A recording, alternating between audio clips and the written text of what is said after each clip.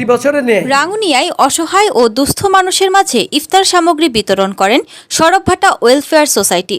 চট্টগ্রামের রাঙ্গুনিয়ার অন্যতম স্বেচ্ছাসেবী ও মানবিক সংগঠন সড়কভাটা ওয়েলফেয়ার সোসাইটি চট্টগ্রামের আয়োজনের প্রতি বছরের ন্যায় এবছরও অসহায় ও দুস্থ প্রায় 150 মানুষের মাঝে ইফতার সামগ্রী বিতরণ করা হয়েছে। মঙ্গলবার 25শে ফেব্রুয়ারি বিকেলে দক্ষিণ রাঙ্গুনিয়া সড়কভাটা ইউনিয়নের ভালুকিয়া তৈয়বিয়া মাদ্রাসা মাঠ প্রাঙ্গণে ইফতার সামগ্রী বিতরণ করা হয়। গাউছিয়া কমিটি বাংলাদেশ রাঙ্গুনিয়া উপজেলার মাধ্যম দক্ষিণের সাবেক সহসভাপতি মাস্টার জমির হোসেনের সভাপতিত্বে বিতরণ অনুষ্ঠানে প্রধান অতিথি ছিলেন সড়কভাটা ওয়েলফেয়ার সোসাইটি চট্টগ্রামের সাধারণ সম্পাদক আবুল কালাম চৌধুরী। প্রধান বক্তা ছিলেন সড়কভাটা ওয়েলফেয়ার সোসাইটির যুগ্ম সাধারণ সম্পাদক রফিকুল ইসলাম খোকন। ভালুকিয়া তৈয়বিয়া মাদ্রাসার সুপার হাফেজ মোহাম্মদ মোর্শেদুল ইসলাম এর সঞ্চালনায় অনুষ্ঠানে বিশেষ অতিথি ছিলেন সড়কভাটা ওয়েলফেয়ার সোসাইটি চট্টগ্রামের সদস্য মিজানুর রহমান সহ ওয়েলফেয়ার সোসাইটি সুস্থভাবে হয় তাদেরকে আরও ধন্যবাদ জানাচ্ছি। আর আমরা এগুলো একটা মানবিক ওই একটা কথা আছে না, গড়ার বাদ তাই মরুর মস্ত রাখা যায়, এগুলো আমাদের পকেট থেকে দিই সোয়াবের নিয়তে। আমরা 5 টাকা হালাল টাকা থেকে 1 টাকা এখানে ব্যয় করি। আর আমাদের কিছু শুভাকাঙ্ক্ষী আছেন, যেমন মাদ্রাসা অতি মহোদয়, ওনার কাছে কৃতজ্ঞ। বিশেষ করে উনি আমাদেরকে সব সময় সহায়তা করেন, পাশাপাশি অন্যরাও করেন। সবার সহযোগিতায় এক জায়গায় এনে আপনাদেরকে এই অনুদানগুলো পৌঁছায় দেওয়া। আমরা হচ্ছে ওই একটা রক্তে মিশে গেছে, এটা এক ধরনের পাগলামি।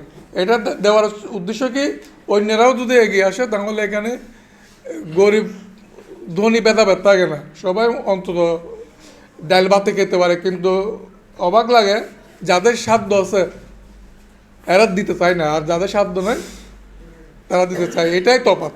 আল্লাহ কেন জানি ওদের মনে কি স্টিল লাগা দিচ্ছে। এখানে হুজুর মহোদয় আছেন, দোয়া করবেন ওদের যেন হেদায়েত দেয়। আমিতেও এই কার্যক্রমগুলো আরও বেগবান করতে পারি। বিশেষ করে আমি সবাইকে বলবো, এবং এই মিডিয়ার মাধ্যমে যারা আমাদের এলাকার যারা বিত্তবান রয়েছেন, যারা ধনী লোক রয়েছেন, তারা যেন আমাদের এটা দেখে তারাও যেন এগিয়ে আসে।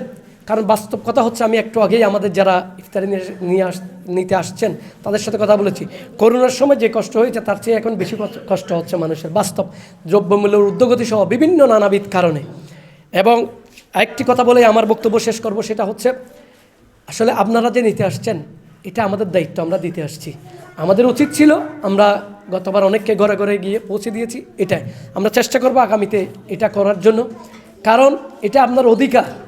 আমরা যারা মানুষ, আল্লাহ রসুল সাল্লাল্লাহু আলাইহি সাল্লাম বলেছেন যে আমার পাশের জন কি খাচ্ছে না খাচ্ছে, আমি যদি একটু স্বাবলম্বী হই আমার খবর নেই। এটা এখানে ওরাসাতুল আম্বিয়া হুজুর রয়েছেন, এটাই হচ্ছে হাদিসে পাকের শিক্ষা। আমাদের মুসলমান হিসেবে এটাই আমাদের শিক্ষা হওয়া উচিত, কিন্তু আমরা সেদিকে মোটেই লক্ষ্য করি না। তাই আমি আজকে এর মাধ্যমে আমাদের যারা সড়কভাটায় বিশেষ করে বিত্তবান রয়েছেন তারা এগিয়ে আসবেন। আরও 4-5 দিন রয়েছে ইফতারের সময়, আপনারা মানুষের না জানে মতো যাতে সবাইকে আপনারা এই ইফতারি সামগ্রী সহ বিভিন্ন ঈদ আসছে, তারা যেন আমরা যেভাবে ঈদ করব, আমরা যেভাবে সেহরি ইফতার করব, তারাও যেন সে ঠিক একইভাবে করতে পারে, আমি সেই কামনা করছি। বিত্তবানদের প্রতি সেই অনুরোধ করছি। এবং আপনারা যারা এসেছেন সবার সুস্বাস্থ্য ও দীর্ঘায়ু কামনা করে আগামী দিনে আমরা যেন আরও এরকম আরও প্রোগ্রাম করতে পারি, সেই দোয়া চেয়ে আমি আমার বক্তব্য এখানে শেষ করছি। ওমা আলাইনা ইল্লাল বালা। আসসালামু আলাইকুম ওয়া রাহমাতুল্লাহি তাআলা ওয়া বারাকাতুহু।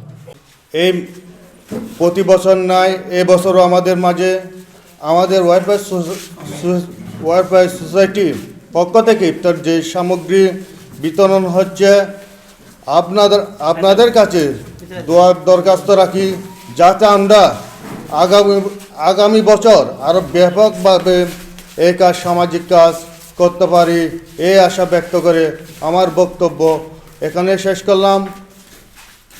সবাইকে ধন্যবাদ। আসসালামু আলাইকুম।